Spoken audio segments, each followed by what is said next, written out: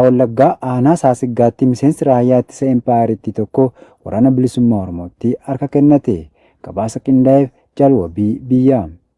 Godina Bahaa Wallaggaa aanaa Saasiggaa ganda Abbaa Daallee jedhamu keessa gaafa onkoloolessa 31 miseensi raayyaa ittisa Impaayeritti tokko mooraa waraana bilisummaa ganuun waraana bilisummaa Oromootti harka kennatee jiraachuu hooggansi waraana bilisummaa Oromoo bakkichaa beeksisee jira. Waraanni bilisummaa Oromoo simannaa hawaa taasisee fi kan jiru yoo ta'u innis simannaa isaaf taasifametti gammaduun ilmaan Oromoo qawwee ormaa baattan qawwee isaanii saba irraa dhalatanitti deebi'anii dhukaasuu irra gara waraana bilisummaa Oromoo dhufanii harka kennachuun qabsoo bilisummaa Oromoo akka utuban ergaa isaa dabarfatee jira. Miseensi waraana bilisummaa duraanii kun bilisummaan mooraa isaa keessatti yeroo adda addaatti loltoota isaa ija shakkiin ilaaluun dararaa hamaa irraan ga'aa jiraachuu mufatee mooricha balfee akka harka kennatee himuun gooticha waraana bilisummaa Oromoo bira qawwee AKM tokkoo fi rasaasa 150 qabachuun akka gees gabaasni ONM dhaqqabee ni mul'isa. Waraanni faayistii bilisummaa fedhii isaanii malee humnaan dirqamanii barcuma aangoo siyaasaa koloneel Abiyyi Ahmad tiksuuf kutaalee Oromiyaa adda addaatti kan bobbaafaman yeroo gara yerootti mooraa waraana bilisummaa ganuun gooticha waraana bilisummaa Oromootti harka kennachaa jiraachuun ni beekama.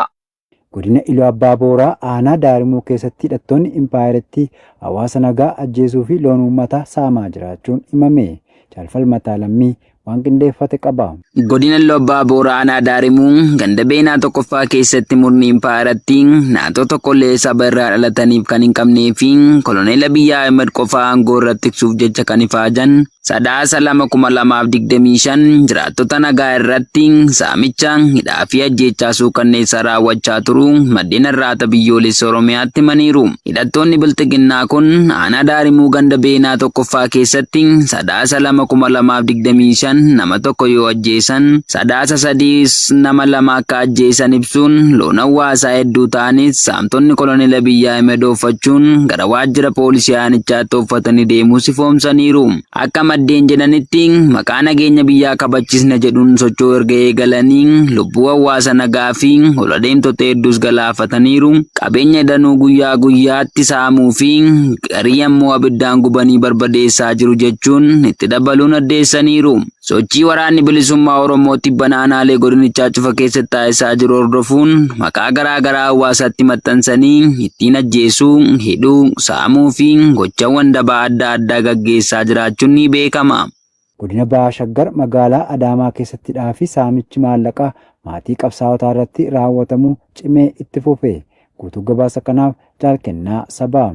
Godina Bahaa Shaggar magaalaa Adaamaa ganda Daabee Solloqqee jedhamu keessatti onkololeessa 2025 hidhaan maatii qabsaa'otaa irratti raawwatamu jabaachuun himame. Namoota maatii qabsaa'otaati jedhamuun hidhatti darbatamanii gidirfamaa jiran keessaa kan maqaa arganne obbo Nugusee Badhaasoo ilma keetu miseensa WBOti jechuun hidhatti darbatamanii hiraarfamaa jiraachuu maddeen ONM'tti himaniiru. Akka maddeen gamasii addeessanitti obbo Nuguseen qonnaan bulaa hojii qonnaa isaa irratti bobba'uun maatii isaa jiraachifachuu malee hirmaannaa dhaaba siyaasa kamuu keessatti qooda kan hin fudhanne ta'uu maddeen dabalataan ibsaniiru.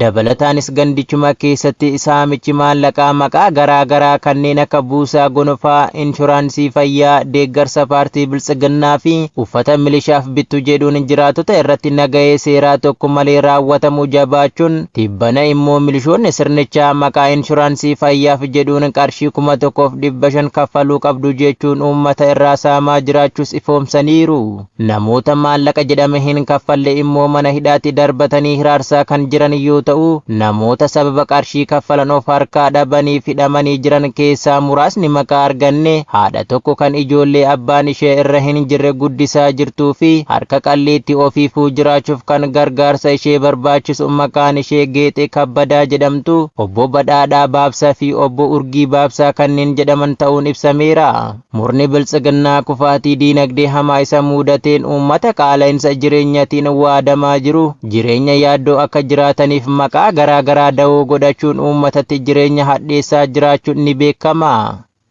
Lixa Harargee aanaa Ciroo keessatti hidhattoonni faashistii PP hawaasa saamuu fi dararuu cimsanii itti fufan. Jaalaqaafan Fayyeeraa dabalata qaba.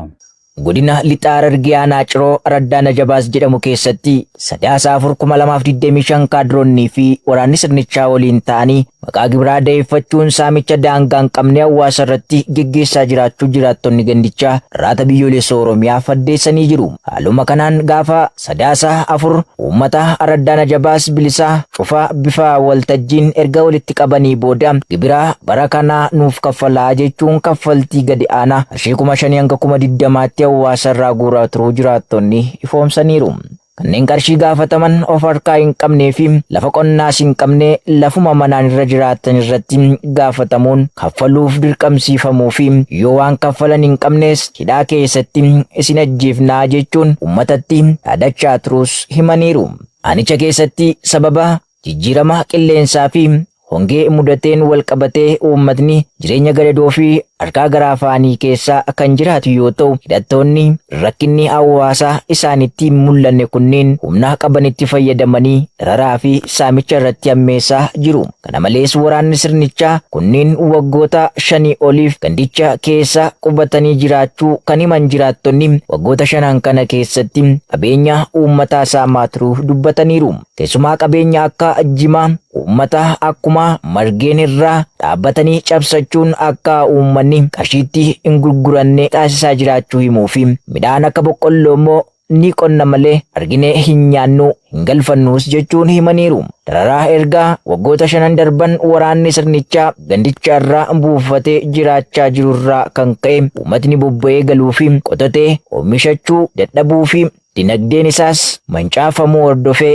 rakkoo hiyyummaa fi gadadoo ulfaataa keessa jiraachaa jirraa jechuun miira nama gaddisiisuun dubbatu. Murni siyaasaa fi dinagdeen harkatti kufee liqiin maallaqaa mataa caaluun muka qabee gadhiisu wallaalee bilchiginnaan kutaalee Oromiyaa cufa keessatti sababoota garaa garaa tarreessuun saamicha raawwatee impaayeraa burkutooftee deebisee suphuuf ifaajaa jiraachuun ni beekama. Pirezidaantiin Raashaa Puutiin namoota misaayila niwukilaraa Biroovenistik hojjetan yoo jajatan adeemsi kun mallattoo sodaachisaa yeroo dhiyoo biyyoota dhiyaaf kennan ta'uun himame. Gabaasa dabalataaf Jaal Yaadannoo Oromiyaa. Pirezidaantiin Raashiyaa Vilaadimir Puutiin warra misaayila kiruuzii Burevestinikii fi torpeedoo bishaan jalaa hojjetaniif badhaasa mootummaa kennaniiru. Kunis xiinxaltoonni carraaqqii Raashiyaan biyyoota dhiyaa Yuukireen akka hin deeggarre abdii kutachiisuuf taasisaa jirtu keessatti mallattoo isa dhiyoodhaa jedhu. Sirna badhaasa kennuu kibxata Kireemliin keessatti geggeeffame irratti Puutiin meeshaaleen waraanaa niwukilaara dandeettii qaban lamaan kun Raashiyaa fi jaarraa 21ffaa guutuuf hiika seenaa akka qaban himaniiru. Hamma balaliitiin Burevestinikiin sirna misaayilaa addunyaa irratti beekamaa ta'e hunda caaleera jechuun Puutiin haasawaa taasisaniin haala teekinooloojii ittisaa Raashiyaa jajaniiru. Puutiin Raashiyaan misaayila niwukilaaraa kan biraa Oreeshnikii jedhamu wal duraa duubaan oomishuuf jalqabde jedhan. Raashiyaan sadaasa bara 2024 naannoo Yuukireen Diniipiroo irratti haleellaa raawwatte irratti Oreeshnikii haayipersoonik fayyadamteen seenaa keessatti yeroo jalqabaaf misaayila baalistikii fageenya giddugaleessaa lola irratti fayyadamte. Sirni badhaasaa kun kan geggeeffame yeroo waldhabdeen Moskoo fi Waashingiten gidduutti guddachaa dhufe booda erga pirezidaantiin Ameerikaa Doonaald Tiraamp Puutiin waraana Yuukireen xumuruu irratti fedhii dhabuu isaatiin mufachuun ji'a darbe dhaabbilee boba'aa gurguddoo Raashiyaa lama irratti qoqqobbii kaa'anii fi walgahii hoogganaa Raashiyaa waliin hangaaritti taasifamuuf yaadame haqaniiti jechuun CNN gabaase. Gootichi waraana bilisummaa Oromoo zoonii bahaa godina lixaa Harargee aanaalee 3 keessatti diina haleeluu beeksise. Irree fi gaachanni uummata Oromoo waboon zoonii bahaa godina lixaa Harargee aanaa Hancaar aanaa Habroo fi gubbaa qorichaa araddoota keessatti kaleessa sadaasa 4/2025 tarkaanfii akka bakakkaa loltoota diinaa irratti fudhateen injifannoo cululuqaa galmeessee jira. Tarkaanfii ergamtoota koloneel Abiyyi Ahmed irratti fudhatame kanaan loltoota diinaa irraa 20 ol ajjeesuun 15 ol ammoo madeessee loltoota 7 jiraatti harkaan qabatee jira. Gara meeshaatiin qawwee AKM 15 hidhannoo waliin dugda sheerraa kun galii mooraa qabsoo bilisummaa Oromootiif taasisee jira. Ittuma fufuun guyyuma kana galgala toora sa'a 4tti gootichi waraana bilisummaa Oromoo zoonii bahaa godinichuma aanaa mi'eessoo iddoo addaa kellaa jedhamtu daandii cirracha gurraachaa irratti tarkaanfii fudhateen loltoota diinaa 5 ajjeesee 7 madeessuun injifannoo boonsaa galmeessee jira. Gama meeshaatiin qawwee AKM 2 irraa eekee galii mooraa qabsoo bilisummaa Oromootiif godhee jira. Waraanni bilisummaa Oromoo zoonichaa tarkaanfii waraana faashistii PP irratti zoonicha keessatti bakkeewwan garaagaraa keessatti fudhatamaa jiran qaama duula waraana bilisummaa Oromoo walitti aansee baha Oromiyaa keessatti geggeessaa jiru ta'uu kan ibse ajajaan waboo zoonichaa. Fuulduras tarkaanfiin kun jabaatee akka itti fufu ibseera. Waboon bilisummaa sabichaaf qabsaa akka jiru himuun humnoota Itoophiyummaa dagaagsuu fi barcuma siyaasaa nam-tokkee tiksuuf bobbaafaman gufuu imala bilisummaa kanaa akka hin taaneef karaarraa maqsuuf tarkaanfii du'aan adabaa akka jirus himeera.